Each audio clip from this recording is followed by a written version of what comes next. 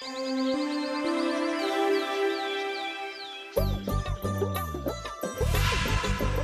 দূর, হঠাৎ করে কেন যে এত চুল ঝরছে বুঝতেই পারছি না।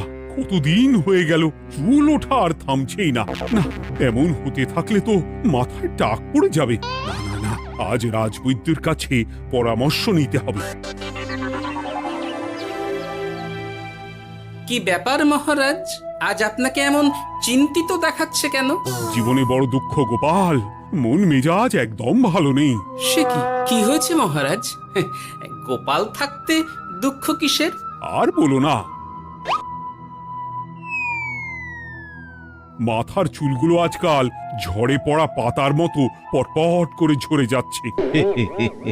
আমি তো জানি কেন এমন হচ্ছে, কিন্তু এখনই মুখ খুললে চলবে না। আর একটু বেশি বিপদ বাড়লে তখন মাঠে নামবো। তাই বলুন। এ তো খুব ছোট ব্যাপার, চুল ঝরলে টাক পড়বে, আর সেটা পড়া কত ভালো জানেন? কথায় আছে, যত বড় টাক তত বেশি টাকা। তুমি চুপ করো তো বাপু। যদি টাক থাকলেই টাকা হতো, তাহলে তোমার টাকা কোথায়? যেটা বোঝো না সেটা নিয়ে কথা বলো না। তাই না তাই, মহারাজের ঝরছে চুল, চিন্তার ভাঁজ মাথায়। গোপাল যতই চেষ্টা করুক, চিড়ে ভিজবে না কথায়। তোমরা সকলে থামো তো দেখি। ও রাজবৈদ্য, তুমি এর কিছু উপায় বলো।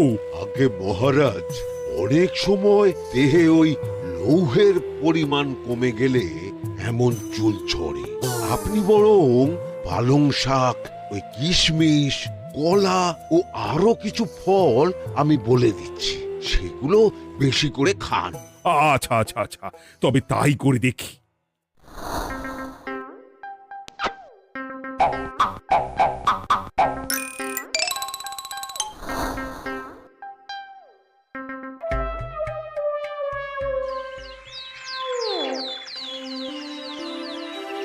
ও রাজবৈদ্য, তোমার কথা মতো শাক পাতা ফলমূল সবই তো খেলাম, চুল ঝরা বন্ধ তো হলোই না। তো জানতামই এমন হবে। কিন্তু মহারাজ, এমনটা তো হওয়ার কথা নয়। কিন্তু হচ্ছে তো। আরে আমার সাধের চুল, কোথায় চলে গেলি সব? এর জন্য তুমি দায়ী, তুমি এর জন্য শাস্তি পাবে বৈদ্য। আমাকে আমাকে ক্ষমা করে দিন মহারাজ, এমনটা হবে এ তো আমি ভাবতেই পারিনি। কিছু মনে করবেন না মহারাজ, ছোট মুখে বড় কথা বলছি, কিন্তু সত্যি এখানে রাজবৈদ্যর কোনো দোষ নেই। ওকে শাস্তি দেওয়াটা ঠিক হবে না মহারাজ। দেখেছেন মহারাজ, গোপালের সাহসটা দেখেছেন? আপনার মুখের উপর কথা বলছে। তা বলি, তুমি যখন এতই বোঝো, তাহলে নিজেই একটা আস্ত লোহা খেয়ে দেখো না, তোমার মাথায় চুল গজাচ্ছে কিনা। ঠিকই আছে, এসব মূর্খের মতো কথা কেবল আপনার থেকেই আশা করা যায় মন্ত্রী মশাই। মহারাজ, আপনি বিচক্ষণ মানুষ, আমার শুধু অনুরোধ, আরেকবার ভেবে দেখবেন। ঠিক আছে, রাজবৈদ্যকে আমি শাস্তি দেব না, কিন্তু সকলের জন্য আমার একটা ঘোষণা আছে। কি ঘোষণা? আমার এই কঠিন সমস্যা যে দূর করে দিতে পারবে, তাকে আমি বিশেষ পুরস্কারে ভূষিত করব। এই তো পেয়েছি, এই সুযোগ কোনোভাবেই হাতছাড়া করা চলবে না। এবারের সমস্যাটা সত্যি বেশ কঠিন। কি করলে যে মহারাজের চুল পড়া বন্ধ হবে সেই উপায় মাথাতেই আসছে না। হঠাৎ করে কেন যে এমন হলো কে জানে।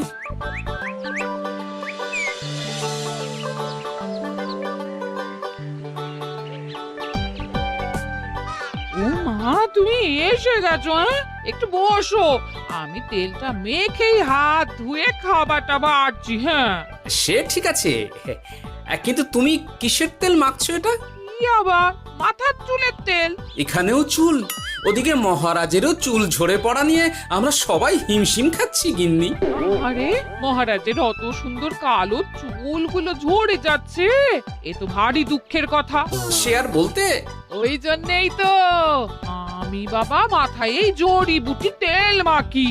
এতে চুলের গোড়া শক্ত করে, চুলকে ভালো রাখে, নতুন চুল গজায় সব। হ্যাঁ। কি কি বললে? নতুন চুলও গজায়? সত্যি? হ্যাঁ। বাহ, তাহলে আর চিন্তা কি। আমাকে এই তেলটা একটু দিতে পারবে গিন্নি? মহারাজকে দিয়ে আসি। উনি বলেছেন যে ওনার সমস্যা দূর করতে পারবে তাকে উনি পুরস্কার দেবেন। ওমা, এই তাই নাকি? এই তো দারুণ ব্যাপার গো। নাও নাও নাও, তেলখানা নিয়ে মহারাজকে কাল দিয়ে এসো তাহলে। আর জানিয়ে দিও, দিনে 2 বার কিন্তু তেল মাখতেই হবে। হ্যাঁ, আচ্ছা ঠিক আছে।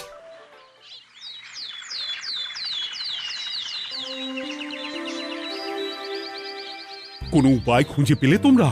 আগে মহারাজ, আমি আপনার জন্য নকল চুল বানিয়ে এনেছি।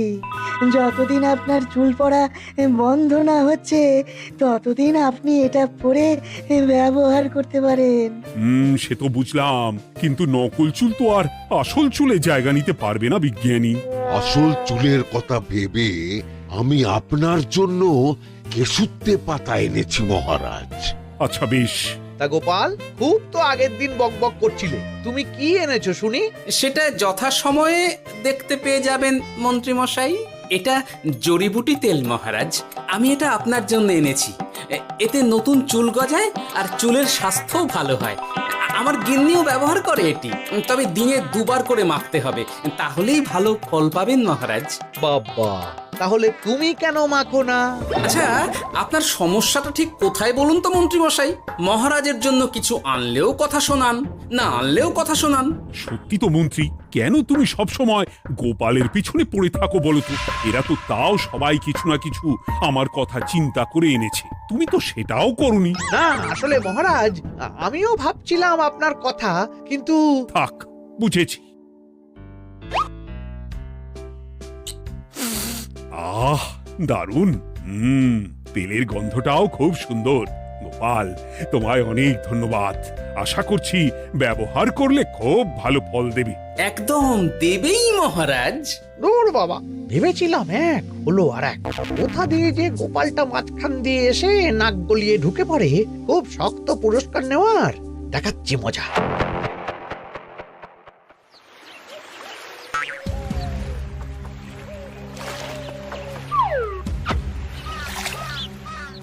এবারে গোপালের তেল দিয়েই সব কিছু তোলপাড় করব।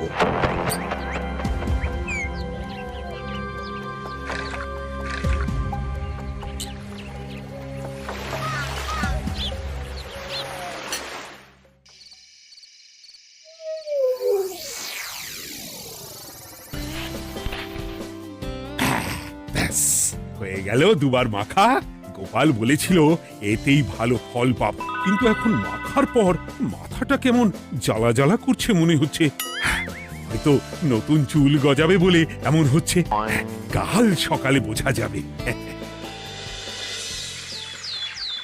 এতক্ষণে বোধহয় ছোট ছোট চুল গজিয়েই গেছে। কি এটা চুল গজানোর তেল ছিল নাকি পড়ে যাওয়ার? ভগবান, যেটুকু বাকি ছিল সেটাও ঝরে পড়ে টাক পড়েই গেল। হ্যাঁ, গোপালই হলো যত নষ্টের গোড়া। আজ আসুক সভায়।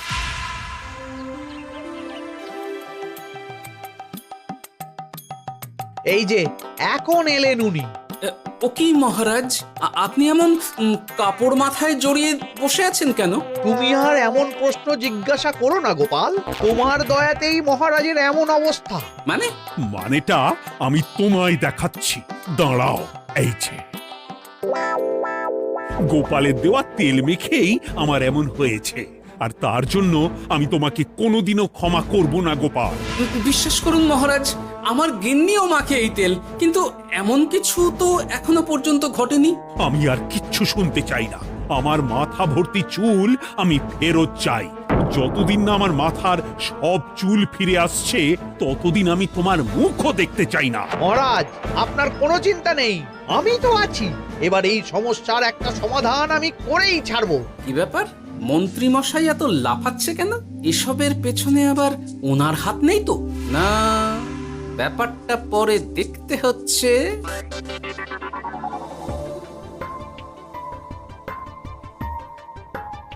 আমি বলি কি মহারাজ, এই সময়টা বরং আপনি নকল চুলটা মানে মানে পরচুলা ব্যবহার করুন। হ্যাঁ, অগত্যা, কিছু তো একটা গন্ডগোল আছেই। গিন্নিও তো রোজ মাথায় তেল মাখে, কই এমন তো হয় না। মন্ত্রী যদি কিছু করেও থাকে তাহলেও হাতে নাতে ধরবো কিভাবে?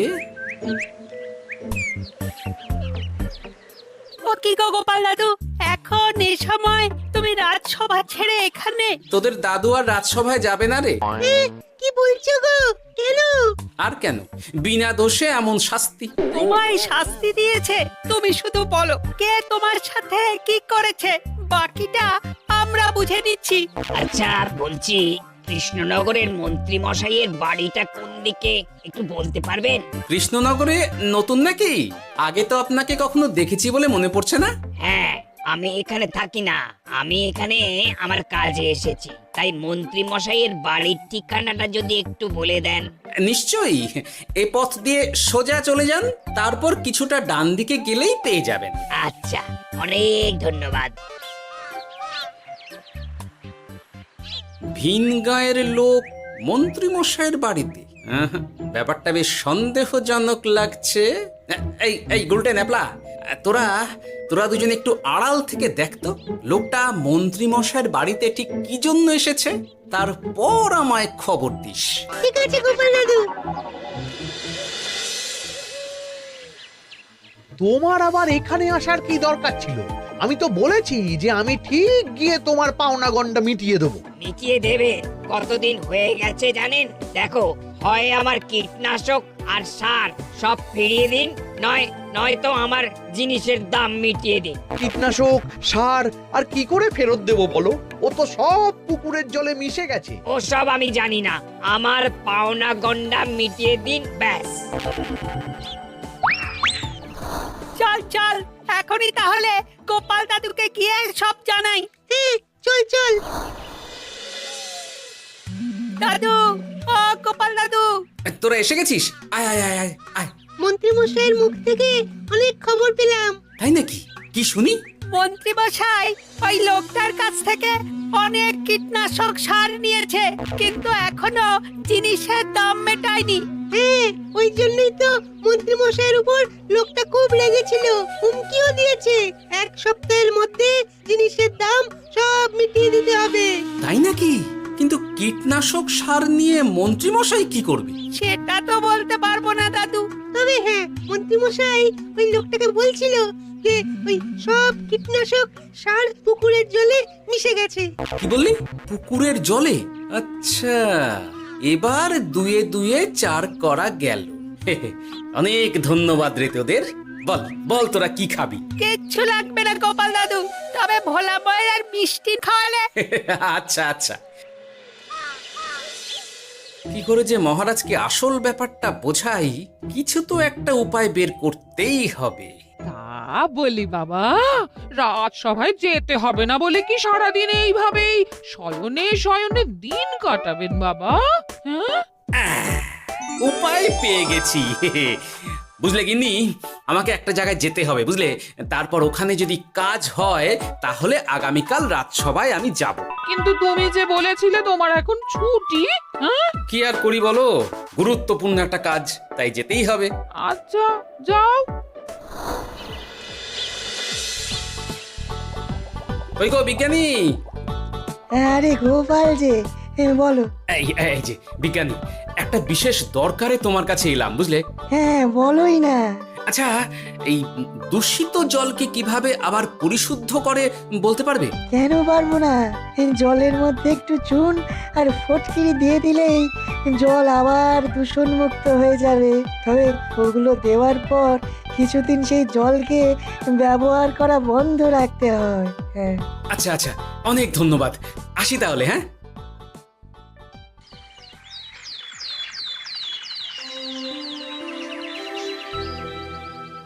ছায়া পড়েছে, ছায়া পড়েছে। আমি বেশ বুঝতে পারছি তার ছায়া পড়েছে এখানে। কার ছায়া পড়েছে? আজকাল তোর মাথা থেকে অনেক চুল ঝরে পড়ছে, তাই না?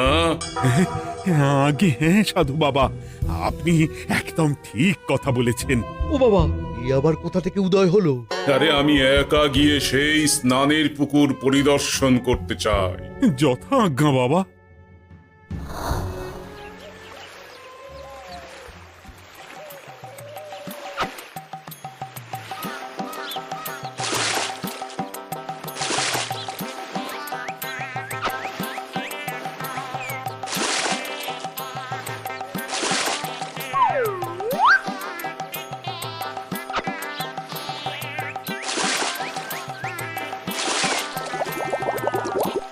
যাক বাবা, মোটামুটি সপ্তাহখানেক এভাবে থাকলেই পুকুরের জল আবার আগের মতো পরিষ্কার হয়ে যাবে। এবার শুধু মহারাজকে একটু বুঝিয়ে বললেই হয়ে যাবে।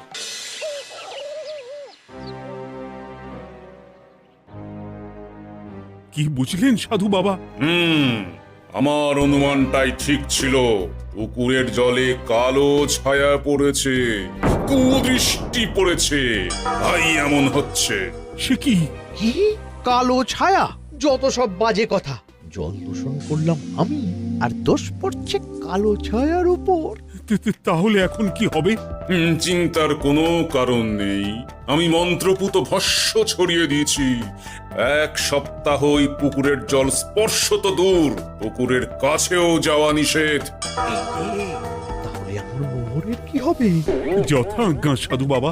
ও কি, তাহলে মহারাজ এতদিন স্নান করবেন কোথায়? সে কথা কাউকে চিন্তা করতে হবে না। মহারাজের ওপরে কালো ছায়া পড়া জল পড়েছে, তাই আগে সেটা শোধন করতে হবে। আমাকে তাহলে কি করতে হবে সাধু বাবা? আমার শিষ্য গোপাল আমাকে আগেই এই বিষয় জানিয়েছিল। আমি তার হাত দিয়েই তোর স্নানের জল পাঠিয়ে দেব। তাই আগামী 1 সপ্তাহ সেই জল দিয়েই তোকে স্নান করতে হবে। কি গোপাল? দেখছো তো মন্ত্রী, গোপাল আমাকে কত ভালোবাসে। আমি ওকে কত কথা শোনালাম, কিন্তু না না না না, কাল থেকেই আমি আবার গোপালকে রাজসভায় ডেকে আনবো। আমি আসছি, আমার কাজ হয়ে গেছে। আর হ্যাঁ, তোর স্নানের পুকুরের চারিদিকে প্রহরীর বন্দোবস্ত কর। কাক পক্ষীও যেন ওখানে প্রবেশ করতে না পারে। আচ্ছা বাবা, আচ্ছা।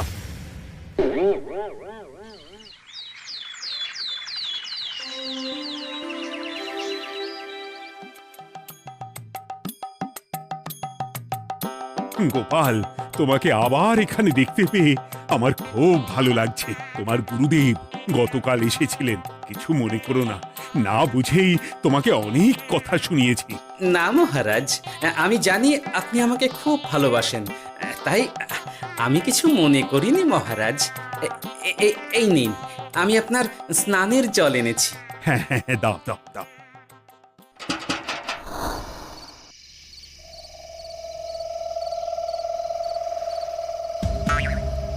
ও বাবা, পুকুরের কাছে যে গিয়ে দেখবো সে উপায় নেই।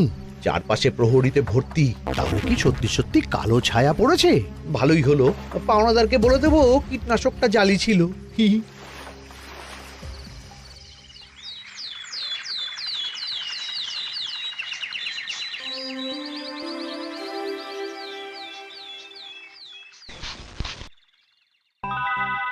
এই তো আমার সেই পুরনো কালো চুলগুলো আবার ফিরে এসেছে।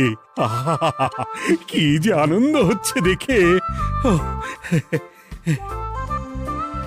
আজ 1 সপ্তাহ সম্পূর্ণ হলো। গোপালের জন্য আমার স্নানের পুকুর থেকে কালো ছায়া দূর হয়েছে। আমাকে এই সমস্যা থেকে দূর করার জন্য আমি গোপালকে 100টি মোহর উপহার দিতে চাই। ধন্যবাদ মহারাজ। দূর, আমার আর ভালো লাগে না। সব সময় গোপালই মোহর পায়, এটা তো আমার পাওয়ার কথা ছিল। এদিকে আজকে পাওনাদারও আসবে।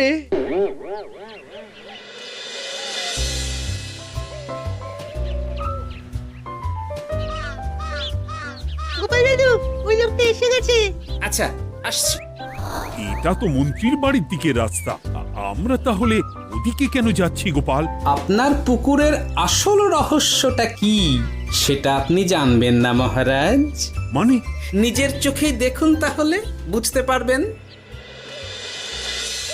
আরেকটু সময় দাও আমায় ভাই, এমনিতেও তোমার কীটনাশক কোনো কাজের নয়। কি এখন এসব কথা? আর একদিনও সময় দিতে পারছি না। একটু বোঝো, একটু। সব আমি মহারাজের পুকুরের জলে মিশিয়ে দিয়েছি। মন্ত্রী, তুমি তাহলে সেই কালো ছায়া? মহারাজ, আপনার পর্দা ফাঁস হয়ে গেছে মন্ত্রী মশাই। তুমি তাহলে সবটা জানতে? একদম প্রথম থেকে।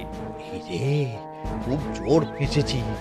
এদিকে পাওনাদার, ওদিকে মহারাজ, এইখান থেকে কেটে পড়তে হবে। গন্ডগোল করে আবার পালানো হচ্ছে তবে রে। বলো কেন করেছিলে? মহারাজ, আমি ভেবেছিলাম আপনার সব চুল উঠে গেলে আমি আপনার কাছ থেকে চুল গজানোর ওষুধ দেওয়ার নামে অনেক টাকা লুটবো। কিন্তু সেই ভাবনা ভাবনাই থেকে গেল, সেগুড়ে যে বালি হয়ে গেল। ভাবা যায় চুলের জন্য চুলোচুলি, হ্যাঁ?